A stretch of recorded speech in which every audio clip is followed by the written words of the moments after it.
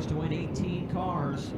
Should be a fantastic one as we are about to go green here off turn number 4. And the Pro Late Model feature is underway.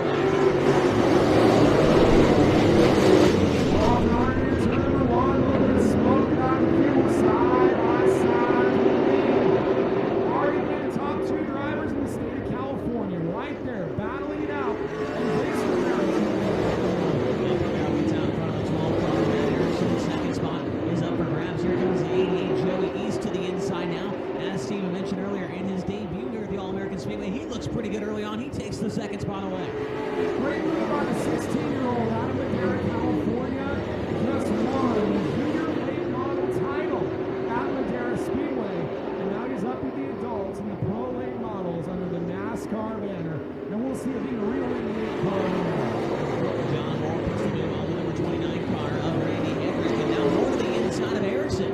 John Moore's on the hammer here the first couple laps of this one. And he's made his way forward, makes some contact with Erickson right there. He moves to third. The Moores have been very fast the last couple of weeks here at Roseville, and they're showing that again. He's running to the inside number 12 car of Erickson, and look out, here comes trouble. It's the 75 of Jeremy Doss. Yep, Jeremy Doss definitely the guy that I think everyone's worried about here in this one. He makes it by Matt Erickson to get by for the 4th spot. Now Doss setting his sights on the 27 car of John Moore down the back straightaway. Your top 4, they might scrunch up here and be nose to tail for the top, maybe 4 or 5 spots by the next couple laps or so. Now the whole field under a blanket all the way back to number 5 car, Chris Scribner. Now that's kind of your top cars on the racetrack right now. So we got a top 10 that are all very equal right now. Here comes the 29 car, Randy Hendrick. And Hendrick looks like he was not really able to make the move on Erickson just yet. Already 8 laps in, but this time by to this 50-lap main event. So 42 to go. Jason Ramirez led every single one. Joey East looking for his first career All-American Speedway victory in his first start. Jeremy Doss took a look to the inside of Hendrick right there for the 3rd spot. It's not Hendrick, but the 27 of Moore. Wasn't able to make the pass. Now Doss gets into the back of Moore right there, coming on turn number 4, letting him know he's there. John Moore runs about the middle of the racetrack right there in 1 and 2. Doss down low, right on that inside yellow line, trying to keep it turning down there. He gets into the back of him right there again. Now John Moore definitely knows he's there. Look at Doss run so much lower on the entry to the corner right there. Moore's able to drive away on the exit though. A little bit of a give and take right there for Doss. He drives it in deep but loses that ground on the exit.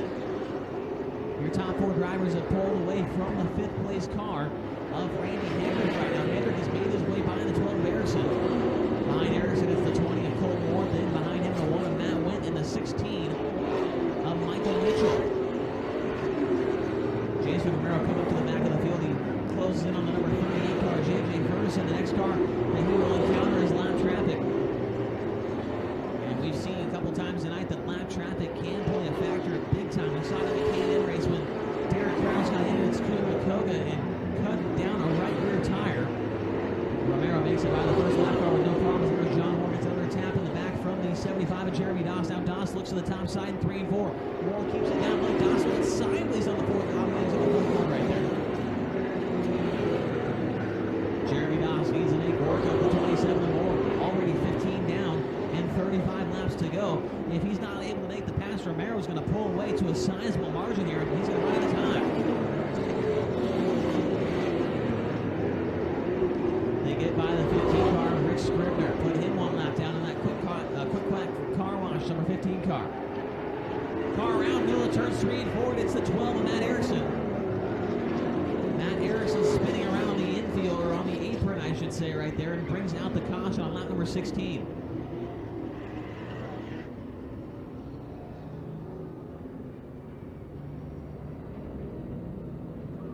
Erickson keeps on going. He'll drop to the rear of the field, but he will bring out the caution. Lap number 16. Was running pretty well at the time. He was running about the 6th spot at the time of the incident. Well, and Romero had that 1.165 second lead, and that's gone now. They're going to all come back together, and we'll see if that youngster, the 16-year-old Joey East, can have anything for Jason Romero here. As we've still got 33 to go, they'll count off the first 2 laps under yellow, and we'll restart about lap 18 or 19.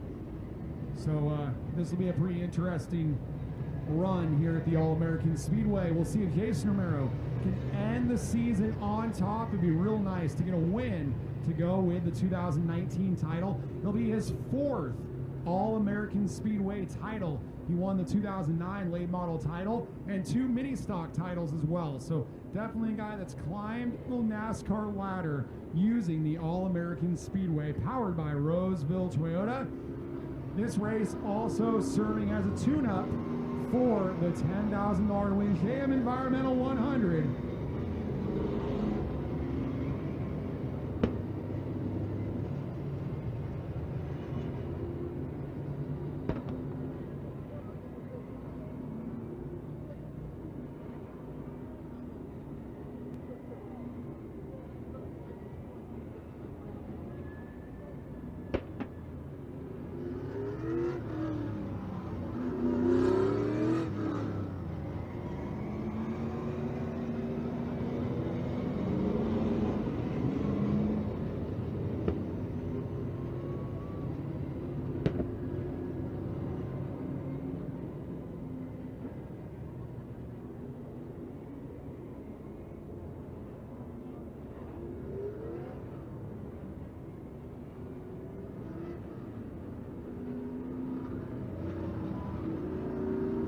Race officials still working on that lineup. Tough break for the number 12 of Matt Erickson, who has to go all the way to the back of this big late model field. We had a 19-car field earlier this year, Chase, but 18 cars, a very outstanding field. And normally for this size of a field, you'd like to go 100, but 50 laps. So there is a little bit of urgency tonight for some of these guys.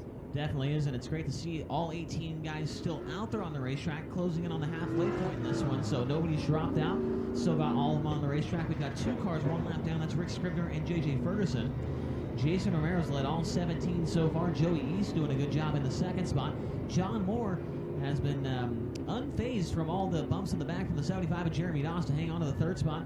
And Randy Hedrick right now, the Sierra Speed Technology number 29, running in 5th. Yeah, it's been kind of remarkable this year at Roseville that the 75 of Doss, he can run off a good lap time, but getting the win has been a little difficult for him. And so that 6-car invert, really, when we saw that come across the board, we knew it was going to be trouble for Doss, and so far that's been the case, only up to 4th here after 17 laps of racing. Well, I'll tell you right now, I love inverts. I love 6, 8-car inverts. Yeah. They're the best. I mean, I come from and you've done it before with USAC, man. It's a 6-car invert every single night. There's no changing with that, and it always puts the guy that qualified quick time back in the 3rd row, and it really makes him have to work for it. I think that, you know, this race would be pretty well decided if there wasn't that 6-car invert and Don started up on the pole. I mean, he's so good out in clean air, and it's just I think it really adds to the fan experience to watch these guys have to do a little work here to try and win these things after qualifying quick time. Well, and on a normal night here, if you guys come back in the summer, we do twin 35s. And on the second 35, it's an 8-car invert from the first 35. So we've had only, I believe, 1 night this year where we had a sweep of the 2 twins. We've oftentimes had Romero and Doss kind of take turns because overcoming that 8-car invert in 35 laps is real tough to do. But still 33 to go. So right now with 33 to go, almost a whole race distance left to go from our twin nights. So a lot of racing left to go here in Roseville. Green flag waves once again. On the outside for Joey East. We've seen that many times tonight, but nobody's able to clear it on the outside. They can stick with him for about a lap or 2, but in the end, the bottom of the racetrack seems to always win as Romero gets a little bit loose right there in turn number 4, but he continues on to lead, but Joey East sitting right over on the outside. East likes to race here. That's why we call him a beast. He's a very quiet driver outside the car. Crossover move by Doss. That was a pretty aggressive move by Jeremy Doss. So he's up to 2nd, and he might even go to 1st. Yeah, that was a close call in for Jeremy Doss. He almost got turned by the 27 of John Moore. That would have been an absolute disaster at the front of the field. Now he's got his sights set on Jason Romero. It sounds like these two have gone head to toe these last couple of weeks here at the All-American Speedway. Doss to the inside right there. Gets it a little bit, but Romero hangs on. And, you know, they're battling pretty hard. They're pulling away from 3rd place, Joey East. So these two are definitely passing the field right now. Oh, they saved it. And that's going to allow Doss to take the lead. But Romero is going to be right now, and they throw the yellow. I'm not sure if they're throwing the yellow to try to enforce a penalty. That's what we're hearing in race control, is that the leader is protected, and they threw the yellow to protect Romero, and this is going to be quite the conversation, and I'm glad I'm not an official. Well, unfortunately, we're announcers, so we had to relay the message to the people, whatever Absolutely. happens. But you know, I'm glad we don't have to make those decisions. We just have to be the ones that relay the message, and if you're mad at us, well, we don't make those calls, obviously. So Correct. it looks like Doss is going back at least one spot here. Well, and that's the difficulty, is they may end up putting Doss all the way back, and that would be a real big decision. And I know they're not going to take it lightly, but they did throw the yellow so they could discuss it. It's almost like that yellow flag was like a red flag in the NFL. We're going under the hood right now, trying to figure out what we want to do with these top two. And, like, again, this is why we're glad we're on this side of the booth with 27 to go. Yep, so right now, as they run, it's Romero, Doss, East, Moore, and Hendrick, the top five. Waiting to hear from race control on what they're going to do with that 75 car. It's not like he crashed. I mean, Romero did an incredible job of saving that car. I think a driver with less experience probably would have lost it, but Romero, clearly he's a multi-time winner here at this racetrack. So he definitely did a great job hanging on to the car there. So I don't know. I think if they put him in the back, it'd be a little steep as a penalty. I think moving Doss back to at least second is definitely a good call. And so each of those drivers will, Romero with 6 wins on the year, both of them with 12 top 5s, but Romero coming out on top in the points with 14 top 10s to Doss's 12. That's really where he's made up that ground with. He's also got 2 more features, though. Well, remember, we talked about the SRL race. To start the year here at Roseville, Doss chose to run that event and not run the late model event. So he's been here every night. The Roseville's had a stock car race.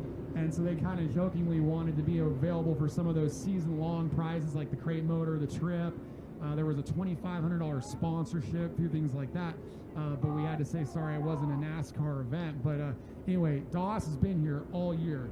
And that race that he skipped to run the SRL, he won that race. So he's had a lot of success. So if you look at it that way, they are 6 to 6, if you look at it that way. Definitely, and that I was here for that night with the SRL. It was a fantastic race there. Amazing. Unfortunately for Craig Rodman, it wasn't a very good night. Blew a rear end that night, but I watched the whole race after he went off the track, and I was thoroughly impressed with how things went down. Derek Thorne and Jeremy Doss definitely put on a show for the ages here at All-American.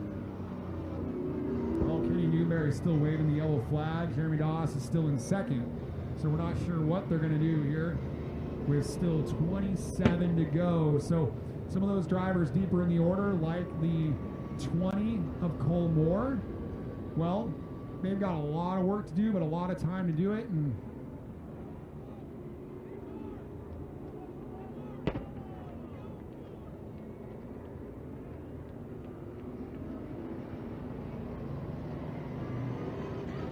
so, you know, in the K&N series, they do kind of like a blend rule, where if you get kind of out of shape and the yellow comes out, you restart where you ended up. That yellow flag is being ruled as being an errant yellow flag, and we're going to blend them the way they were. And they've elected that Doss's move was okay. He's going to remain the leader, and Romero will restart 4th where he would have ended up. But instead of going a few car lengths back, he'll be right in the thick of things here, and Doss is going to take the lead. I'm glad that you had to explain that, because I wasn't sure on what was going on there. But now I understand it now. I'm just glad that you were the one having to relay the message there. So pace car is about to pull off. We've got, it looks like 27 laps remaining here in the final event of the night, the Pro Late Model $2,000 to win feature event. Jeremy Doss and Joey East going to lead them back down to the green flag. Pace car to the infield, and the green flag is waiting from the flag stand. Well, we got the new track record holder on the pole, and we'll see as there's a car in the back making some awful noises, and we'll see if they all keep going. Meanwhile, we're side by side up front. Again, that's why we call him the Beast. Joey East is very aggressive, and aggressive battle for 3rd as well. They got together on the exit of turn 2 right there. Doss got into the side of the 88 car, Joey East, and now they're going to single file it out. East falls back in line behind that 75 car as John Moore now comes to life. He's going to go to the 3rd spot by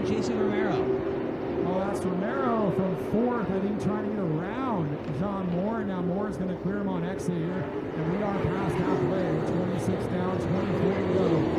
Liftoffs start to pull away from the beast. Joey East is going to have company from the Ironman John Moore here in just a moment.